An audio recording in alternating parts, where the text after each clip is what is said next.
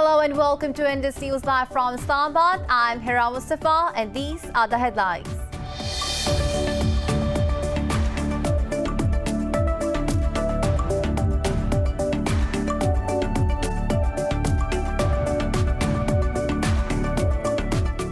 In Afghanistan, 30 people have been killed in a car bombing followed by an armed attack in the eastern Ghazni province. Medics say 24 people were wounded and the death toll could rise. Meanwhile, a suicide attack in southern Zabul province killed 3 civilians and wounded 23 others. In Nigeria, at least 110 people have been killed in an attack on a farm in the northeastern part of the country. Officials say the attackers tied up farm workers in rice fields and slit their throats. This is one of the worst attacks in recent months in a region where the Boko Haram and ISIS militants are active.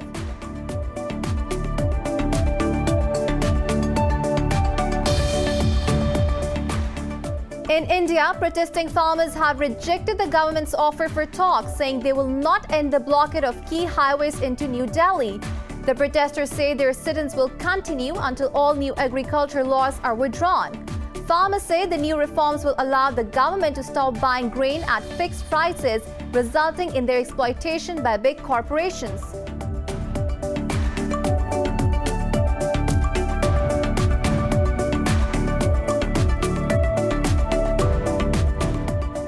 In Ethiopia, the government has launched a manhunt for rebel leaders in Tigray after the army took control of the region's capital. But leaders of the Tigrayan forces have vowed to keep fighting the federal troops. Thousands of people are believed to have died, and nearly 44,000 have fled to Sudan since the conflict began earlier this month.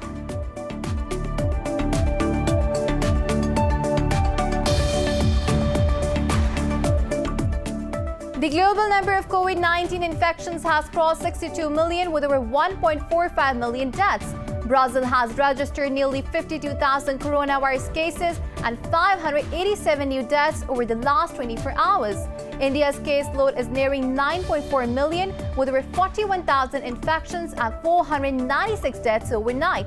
Pakistan has registered over 2,800 cases and 43 fatalities overnight as the death toll nears 8,000.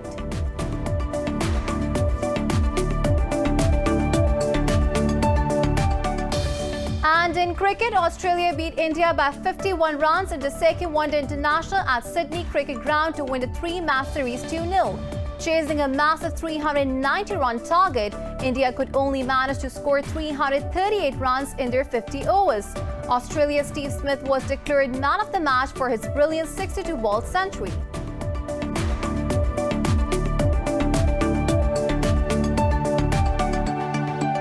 These were the headlines. News in detail coming after the short break. Stay with us.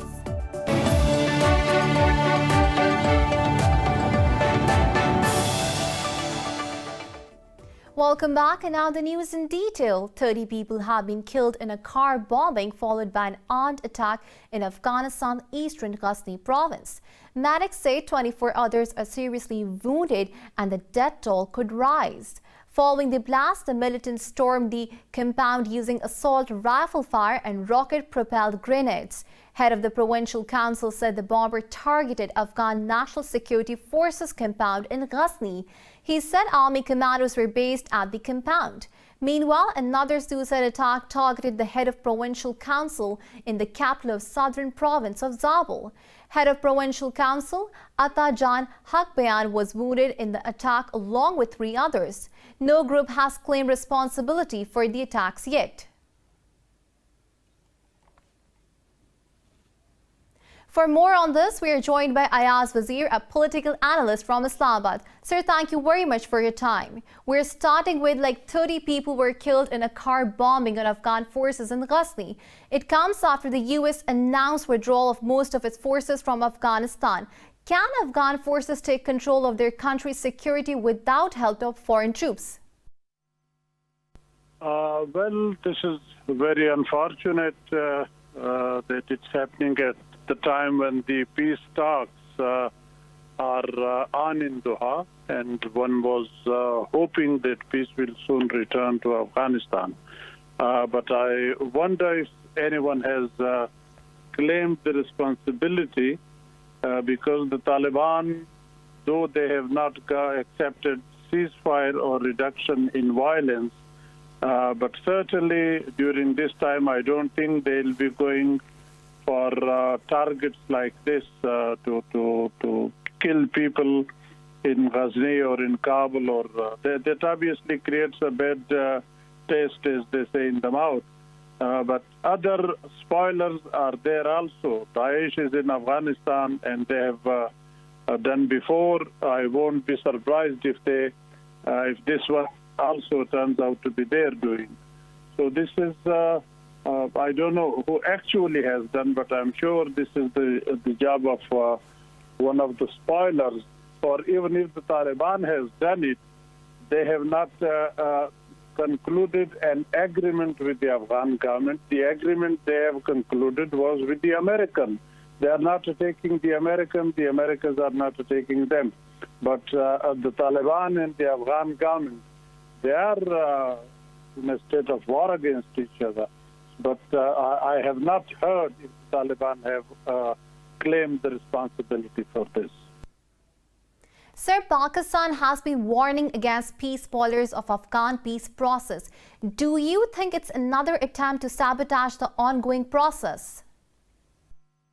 Well, I won't be surprised really if not only this, if God forbid, if in the future also incident like this takes place, because spoiler within the country and outside the country are certainly there in Afghanistan, and they would be doing their best to derail the peace process in Afghanistan, because that is not going in their interest, in their individual or in their collective interest. Peace in Afghanistan is not in their interest, so they'll go for it.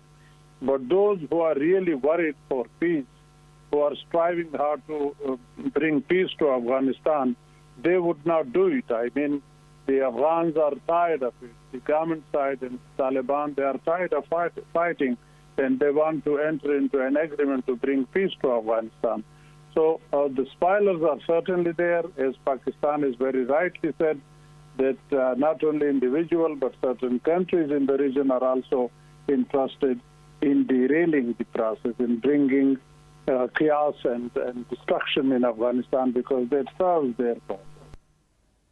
Sir Ayaz Wazir, thank you very much for talking to Indus News. And now moving on to Pakistan, says it has always been a voice for Muslims as a founding member of the Organization of Islamic Cooperation. Detail in this report. The Organization of Islamic Cooperation has unanimously adopted a resolution in support of the Kashmir cause. It was taken up at the 47th session of the OIC Council of Foreign Ministers in Niamey. 57 member countries categorically rejected India's illegal and unilateral actions in occupied Jammu and Kashmir. In a tweet, Pakistan's Foreign Minister Shah Mahmood Qureshi says the resolution unequivocally supports the Kashmir cause. He says the legislation rejects the RSS-backed Indian government's illegal actions since August 5, 2019. Qureshi said the resolution seeks the cancellation of the Jammu and Kashmir Reorganization Order and the grant of Domicile Certificate Rules 2020. He asserts that Pakistan looks forward to hosting the 48th Conference of OIC Foreign Ministers in 2021. He mentions that Pakistan has also become part of the 6-member OIC Executive Committee. Pakistan's Prime Minister Imran Khan has hailed efforts made by the Inter-Services Intelligence for safeguarding the country. Khan visited the ISI headquarters in Islamabad along with Foreign Minister Shah Mahmood Qureshi and Minister for Planning Asad Umar. Army Chief General Qamar Javed Bajwa and ISI Director General Lieutenant General Faiz Hamid were also present there. They were given a detailed briefing on the regional and national security situation. The Prime Minister expressed his satisfaction over the professional preparedness of the agency. In India, protesting farmers have rejected the BJP government's offer for talks to resolve a deadlock over 3 new farm laws. They also refused to go to the government-designated protest site. Thousands of farmers have blocked entry points of New Delhi, demanding the withdrawal of new laws.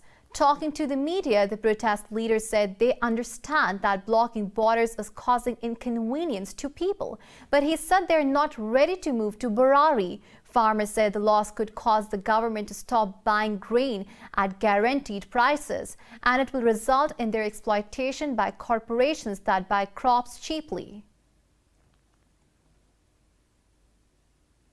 Iran's Foreign Minister Javad Zarif urges the European Union to abandon its double standards and condemn the scientists' killing. In a tweet, he said Mohsen Fakhrizade's assassination is an expression of the desperate warmongering of the perpetrators. Zarif said there are serious indications of an Israeli role in the murder. Yesterday, President Hassan Rouhani said Iran will retaliate the scientist's assassination appropriately. Meanwhile, Turkey called for the perpetrators of the attack to be held accountable. The Turkish Foreign Ministry urged all sides to act with common sense and restraint.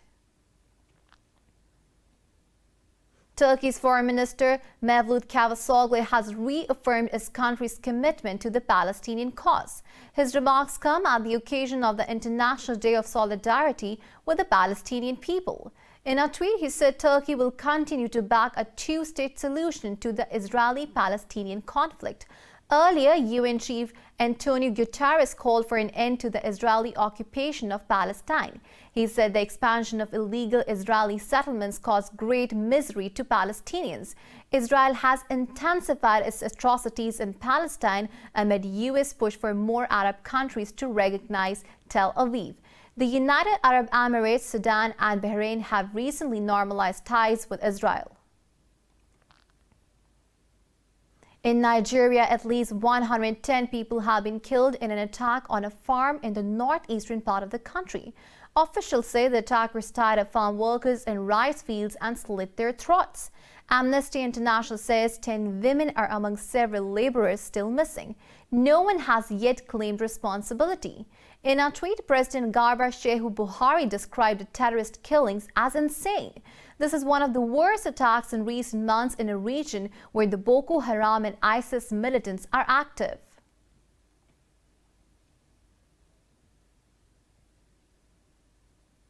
In Ethiopia, the government has launched a manhunt for rebel leaders in Tigray after the army took control of the region's capital. Prime Minister Abiy Ahmed says his government will bring leaders of the Tigray People's Liberation Front to justice. Police have already issued arrest warrants for over 100 Tigrayan military officers charged with crimes in connection with the conflict. Meanwhile, rebel leaders have vowed to keep fighting the federal troops. Thousands of people are believed to have died and nearly 44,000 have fled to Sudan since the war began earlier this month.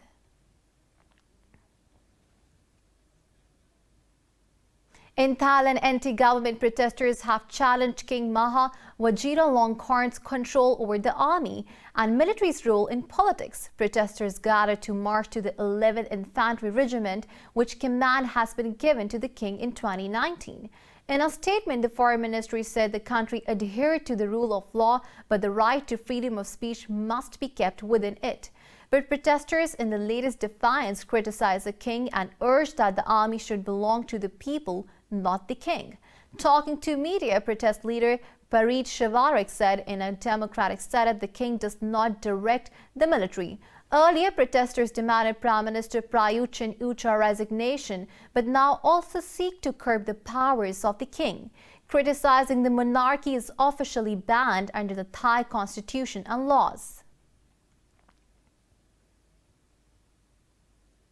In the U.S., the Pennsylvania Supreme Court has dismissed yet another lawsuit filed by President Donald Trump's campaign. The suit sought to invalidate mail-in ballots, throw out all votes, and allow the state's legislature to pick the winner. The case urged that a Pennsylvania law from last year allowing universal mail-in voting was unconstitutional. In a unanimous decision, the court brushed aside all three claims, terming the second an extraordinary proposition. The battleground state has already certified President-elect Joe Biden's win by 81,000 votes. The development follows Friday's decision by an appeals court rejecting Trump's claim of an unfair election. The outgoing U.S. president has so far refused to concede defeat to President-elect Joe Biden. And now it's time to take a short break. Stay with us.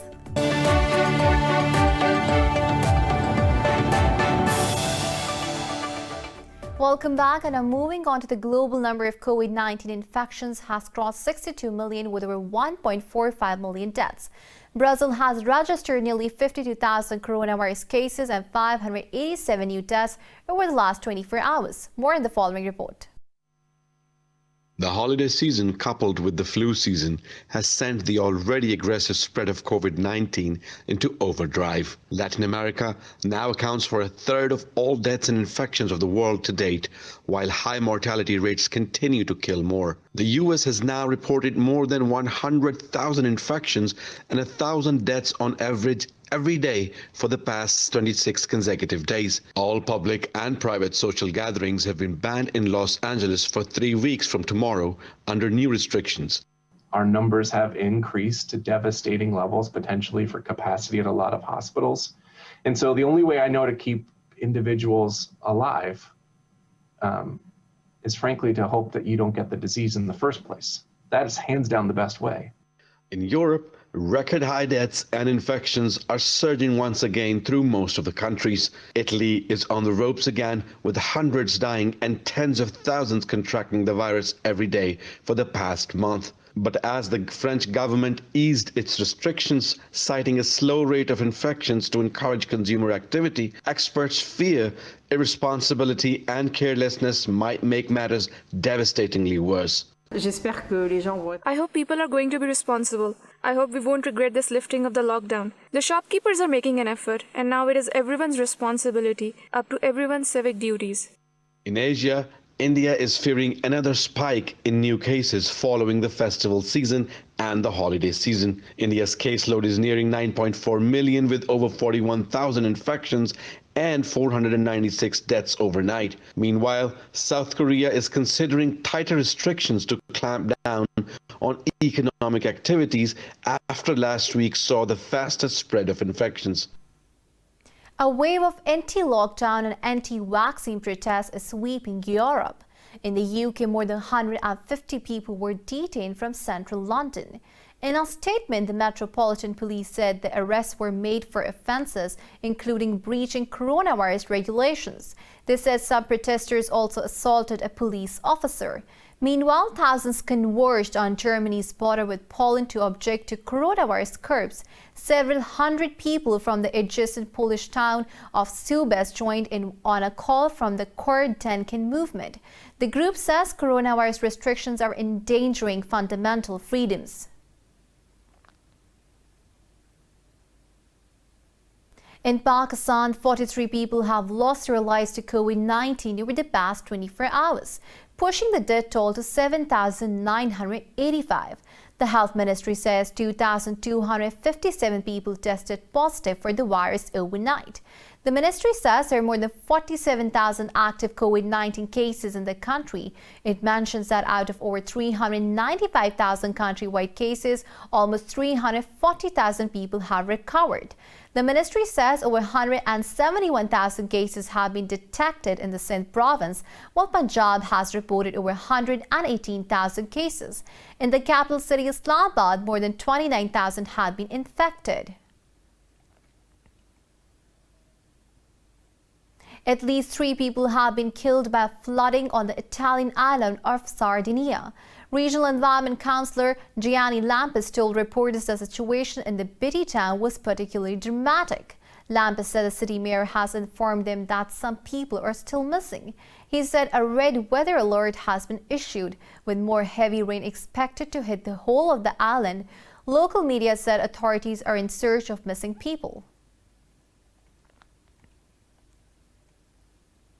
In Australia, authorities have issued a total fire ban as parts of the country stifle through the hottest night of November. According to Rural Fire Service, dry weather conditions in New South Wales pose a severe fire danger. Temperature in Sydney surpassed 40 degrees Celsius, with New South Wales, South Australian and Northern Victoria crossing the 45-degree mark. The Met Office has predicted the heat wave to last 5 to 6 days in parts of New South Wales and southeast Queensland. Australian energy market operators said the demand may exceed supply in New South Wales amid soaring temperatures. Australia has been experiencing hotter and longer summers every year. China's Chang'e 5 probe has entered the lunar orbit, completing a vital step on its way to collect and return moon samples. Details in the following report. China was late to the space race as it didn't send its first satellite into orbit until 1970, but it has caught up fast. In a first such attempt by any country in 40 years, Beijing launched a mission to return moon samples to Earth. Now the Chang'e 5 probe has entered the lunar orbit after flying about 112 hours from Earth.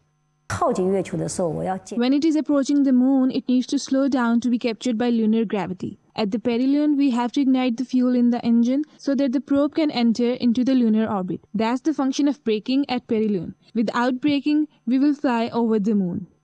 Braking at perihelion is a critical maneuver as the probe, traveling at a high speed, needs to lower its relative velocity to enable it to be captured by lunar gravity. But for the Chang'e 5 probe, which weighs 8 tons, its engine thrust is just 3,000 newtons. Thus, it requires a second braking before it is captured by the lunar gravity.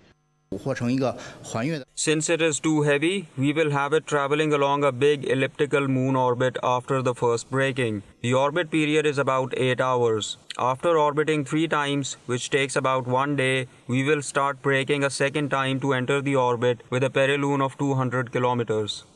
Only 2 other countries, the United States and the former Soviet Union, have so far brought samples back from the moon.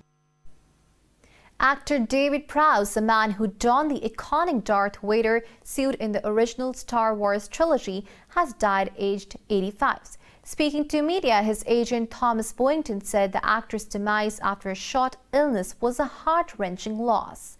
Boynton said though Prowse became famous for playing monster roles, he was a true hero in real life.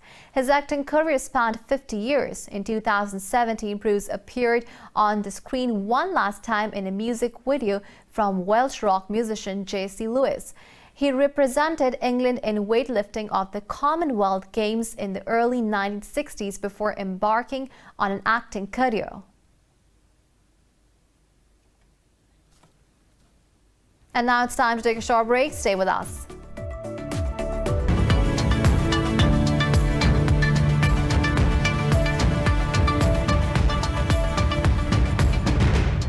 Welcome back, and now moving on to the business stories. Britain says the next week will be very significant for Brexit negotiations with the European Union. Speaking to the media, British Foreign Minister Dominic Raab said negotiations were down to their final 2 basic issues. Raab said a deal was possible if the EU showed some pragmatism. While he noted some progress on competition issues, Raab said significant difference remained on fishing.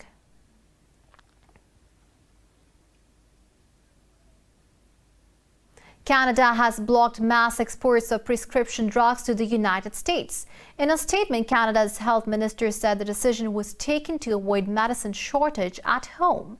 Patty Hadu said Canada represented 2% of global drug sales and sourced 68% of its medicine globally. She emphasized the need for vigilance in maintaining the country's drug supplies.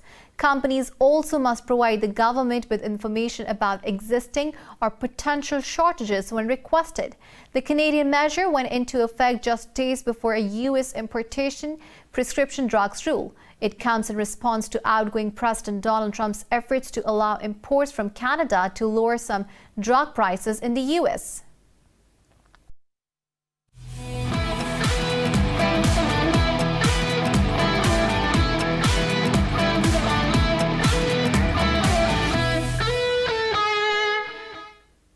Australia beat India by 51 runs in their second one-day international at Sydney Cricket Ground to win the three-match series 2-0.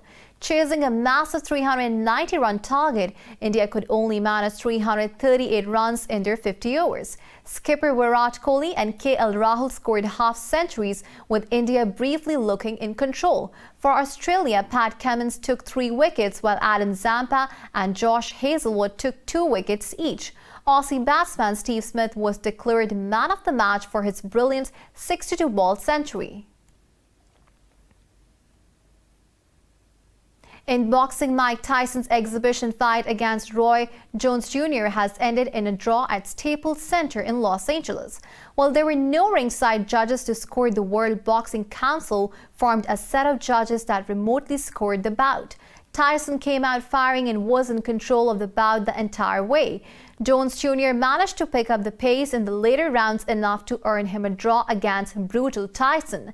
After the fight, Tyson shot down any idea of making a return to professional boxing. Tyson has not fought since the loss to Kevin McBride in 2005. The 51-year-old Jones, who has simultaneously held a record 7 belts, last fought in 2018. In football, Borussia Dortmund have suffered a shocking 2-1 loss to visitors Cologne in their Bundesliga clash. This was the first time Cologne beat Dortmund at home in 29 years. Elias Zahiri scored a goal on either side of halftime to put the visitors 2-0 ahead. Thorgan Hazard did score 1 for Dortmund in the 74th minute, but Lucien Favre side failed to find a late equalizer. In another fixture, Bayern Munich came from a goal behind to win 3-1 at Stuttgart. The hosts went in front in the 20th minute after Tanguy Koulibaly beat charging keeper Manuel Neuer to the ball to score. In the English Premier League, Leeds United beat Everton 1-0 at Goodison Park. Rafinha's first ever Leeds goal was enough to seal 3 points for the visitors. This is the first time since 2012 that Everton boss Carlos Ancelotti has lost successive home fixtures. With this win, Leeds have moved to the 11th spot while Everton have slipped to 6th. In another game, Manchester City thrashed Burnley 5-0 in a home fixture. Riyad Mahrez netted a hat-trick, while Benjamin Mendy and Ferran Torres scored 1 goal each. Defending champions, Liverpool were denied victory at Brighton. David Jota opened the scoring for Liverpool in the 60th minute, but Pascal Gross' injury time penalty rescued a draw for Brighton.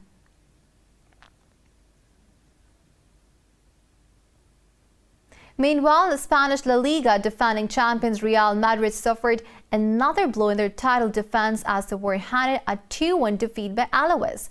A 5th-minute penalty by Lucas Perez put Alaves in front after Victor LaGuardia's header struck Nacho's arm.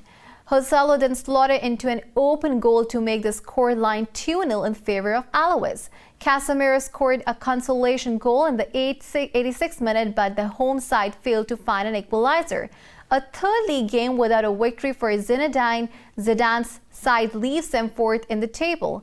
In another fixture, an own goal from Tony Lato was enough to secure 3 points for Atletico Madrid against Valencia.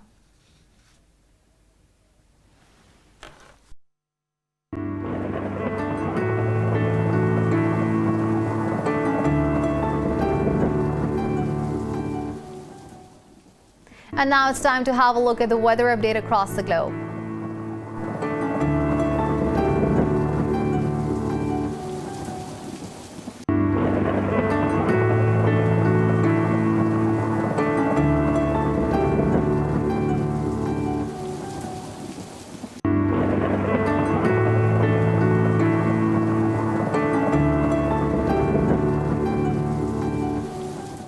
For the latest updates, you can follow us on social media at indus.news.